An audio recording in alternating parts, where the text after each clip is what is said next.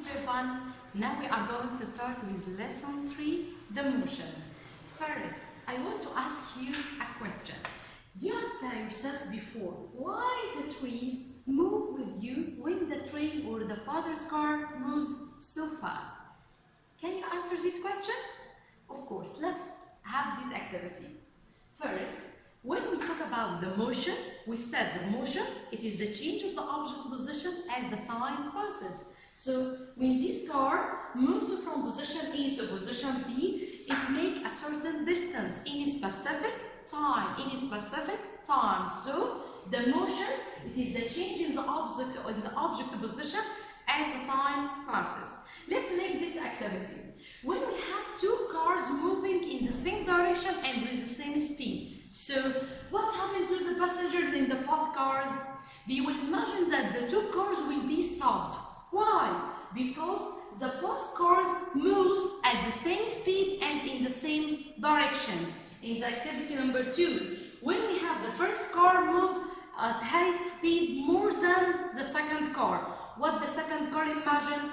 The second car imagines that it moves backward. The passengers in the second car imagine that they are moving backward, but actually they are not moving backward. They are moving forward, but they imagine that because they have the relative motion.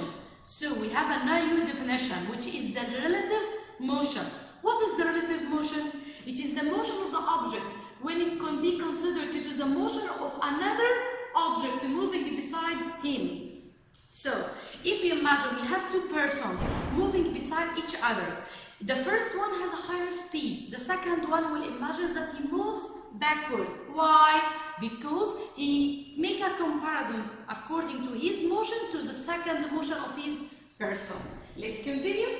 When we have the two cars moves in the opposite direction, so we will have, I will imagine that the other car moves by high speed. In the first car, and this is the second one, you will imagine that the second car moves in at very high speed. So we have the conclusion for this when I'm asking you what happens when a car moves next to your car with the same speed, you will answer, it seems that you don't move. Why? Because they have moved in the same direction and with high speed. Number 2, when the first car or when the car moves next to your car with a higher speed but in the same direction, you will imagine that your car moves backward. You imagine that your car moves backward. Let's have. So, the relative motion, it is the change in the object position, but relative is the word relative to another object moving beside you, like train or car or person. So this is called the relative motion. So again, what is the meaning by the relative motion?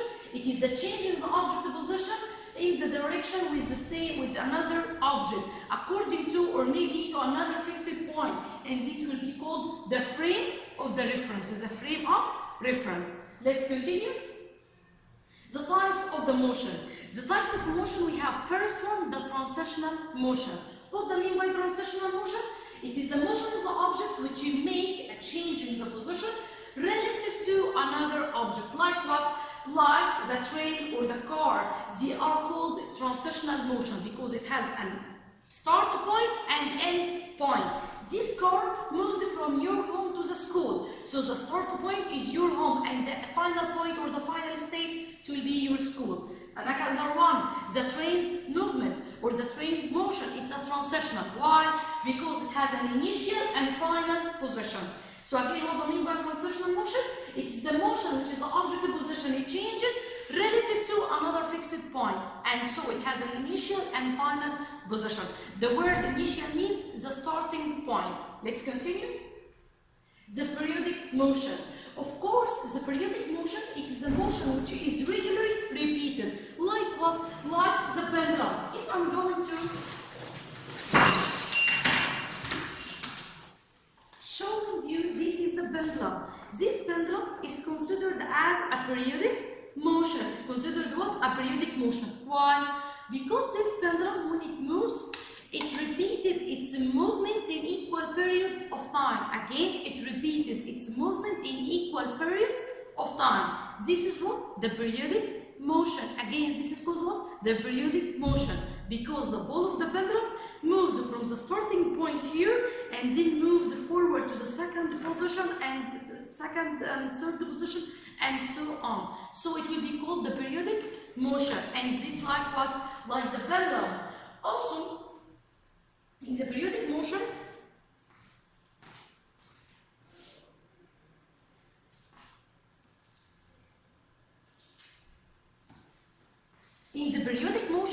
we said it has an initial or final position.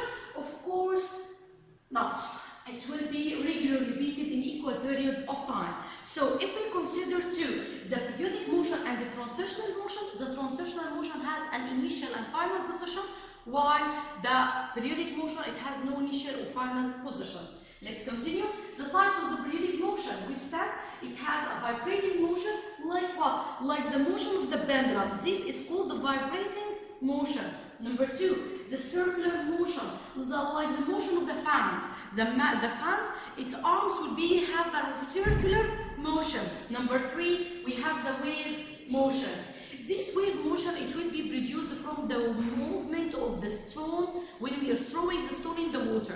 What happened to the water? It's going to make a movement of the water, or we call it the wave motion. So the periodic motion, we have three types of them. We have circular motion, we have the vibrating motion, and the wave motion. Again, what is the periodic motion? It is the motion which is repeated regularly in equal periods of time, like the motion of the pendulum. The motion of the pendulum, it's repeated in a certain equal periods of time. And we have three types: circular, vibrating, and wave motion. Let's start with the wave motion.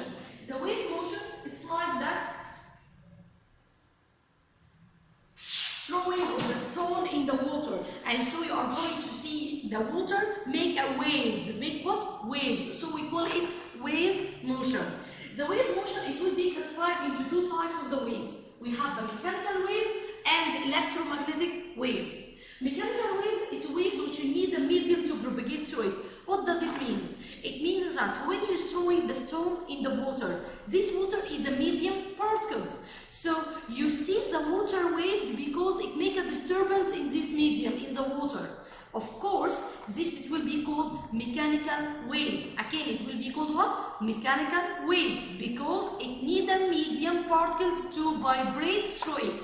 Like also what? Like the water. Also, like the sound. The sound that I produced, it will be traveled to your ear by the vibration of the air particles. So what happens if you are in the space?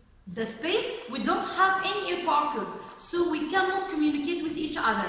So, of course, the mechanical waves, it is the waves which produce due to the vibration of the medium particles. Very good. So, they must need a medium to travel through it. And also, its speed is very low. It will equal 340 meters per second.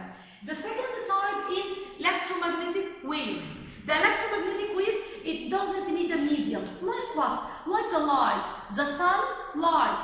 It travels from the sun to the earth daily, every minute and every second. Does it need a medium? Particles? Of course not. Why? Because it's considered as electromagnetic waves. And electromagnetic waves, its speed is very high. It's equal 3 × 10⁸ meters per second. And we have an example like the light waves and the X-rays. Let's make the comparison again between the electromagnetic and mechanical waves. Mechanical waves, the waves which need a medium to propagate through it. While the electromagnetic, it doesn't need a medium to propagate through it. The speed of the mechanical waves is very relatively low, while the electromagnetic is very high speed. We don't have a time to travel the light through the sun, from the sun to the earth. It travels to the earth by very high speed. Why? Because that's electromagnetic waves. I want to ask you a question. Let's think. When you're hearing the sound of the thunder, after seeing the light of the lightning, again, I will ask you the question again. You're hearing the sound of the thunder after you see the light of the lightning. Why? I'll give you 1 second to answer. Of course, yes. The sound is a mechanical wave, which must need a medium to propagate through it, and its speed is very low. It is 340 meters per second. While the lightning, it's a light, which is an electromagnetic. And the electromagnetic, its speed is very fast, as it equals 3 by 10 power 8. So the answer will be because the thunder is a sound, and the sound is a mechanical wave, while the lightning is a light, which is an electromagnetic. And the speed of the electromagnetic is faster than the speed of the mechanical waves. This is the question I asked you. Let's continue. The technological applications of the waves. What do I mean by technological applications? What the using of these waves in our daily life? We're using these waves like the light rays or the X-rays or such an ultraviolet rays, all of these types like the electromagnetic waves. We can use it in making a very useful things for our life. Let's start with the ultrasonic waves. These ultrasonic waves, it depend on the sound waves, so it need the medium particles to travel the sound through them, like your body. We have this sonar, if you see in this picture. This sonar, it produces the sound which travels through your body to the grammatic, the sonar, or the grammatic, the sound of your organs. Also, it can be used as in the musical instruments. What's the musical instruments? Like this guitar. This guitar, we have two types of them. We have the stringed musical instruments, which have the stringed or the wires. And we have the pneumatic musical instruments, which depend on the sound or which depend on the vibration of the air particles. The stringed musical instruments like the violin, the guitar, and also the lute. And also the pneumatic like the flute or the reed. And also we have the amplifiers and the set of distributing stages, which is used for distributing the sound waves through the air. Let's continue. The infrared rays. The infrared rays can be used in the night vision apparatus like this device. It produces or depends on the infrared rays to can getting the sound, the picture of the body of any enemy.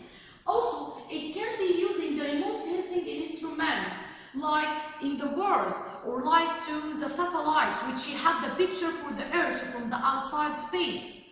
Also, it be used in cooking food, like the microwave you have in your kitchen. The microwave in your kitchen is depend on the infrared rays. Also, we have the remote sets. These remote sets have here a small light which produces an infrared rays to give the order for the television and to change the sets. Let's continue. The X-rays. The X-rays depend in photographing the bones for any fracture. If you have the bone fracture before, you will see this picture. This is a picture of your bone and it will be shown by the X-ray. The X-ray is a type of the electromagnetic and it doesn't need a medium to propagate through it. Also, we can use the X-ray in examining any minerals raw. If you have the minerals like the iron or the copper, if this mineral had any defect, it will be detected by the X-ray. Let's continue. The gamma rays. The gamma rays, it can be produced or can be used for examining the tumors like the cancer, if you have any cancer in your body. Also, the visible light. The visible lights can be used in the photographic cameras and the television and cameras and also data show. Now we are going to finish our lesson for this video. I hope you study it very well and solve your exercise in the booklet, and I will give you the model answers with this lesson. Thank you and bye-bye.